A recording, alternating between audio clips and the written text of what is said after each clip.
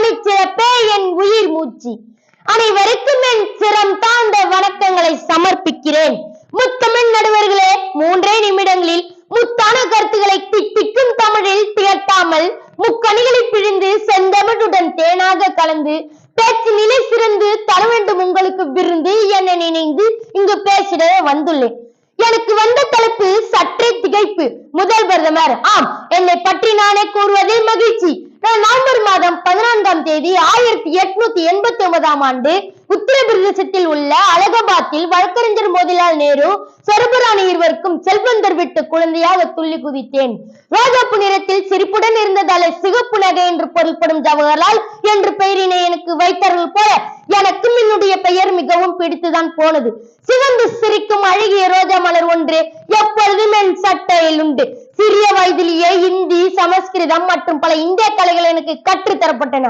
அது மட்டுமா, கோமான் வீட்டு சீமானாக நான் இருந்தாலும் இந்திய குடிமக்கள் சேவைக்கு நான் தகுதி பெற என் தந்தை விரும்பினார்.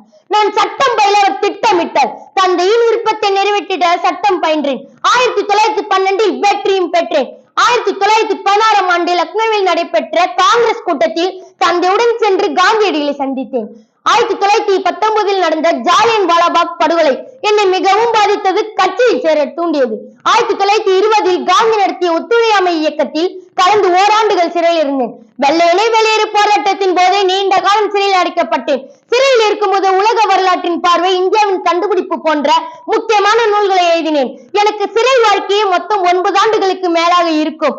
போராட்டத்தின் விளைவாக ஆங்கிலேயர் சாட்டம் கண்டது, எங்கள் போராட்டமும் வென்றது.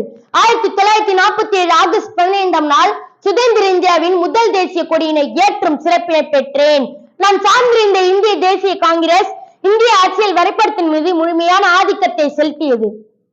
அக்காலகட்டத்திலே ஆழமான சமுதாய வன்முறைகள் பஞ்சாப், டெல்லி, வங்காளம் என்று பரவ தொடங்கின.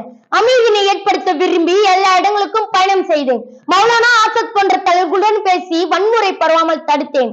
நவீன இந்தியாவின் சிற்பி சாச்சாய் நேரு, ஆசிய ஜோதி, பண்டிட் நேரு என்று சிறப்பான பெயர்களால் அழைக்கப்பட்டேன். என்னுடைய பிறந்த நாளினை குழந்தைகள் தினமாக இன்று வரை கொண்டாடி வருகின்ற உங்கள் அனைவருக்கும் என் மீண்டும் நன்றிகளையும், குழந்தைகளே உங்களுக்கு என் வாழ்த்துக்களையும் தெரிவித்து இடம் சார்கின்றேன். நன்றி, வணக்கம்.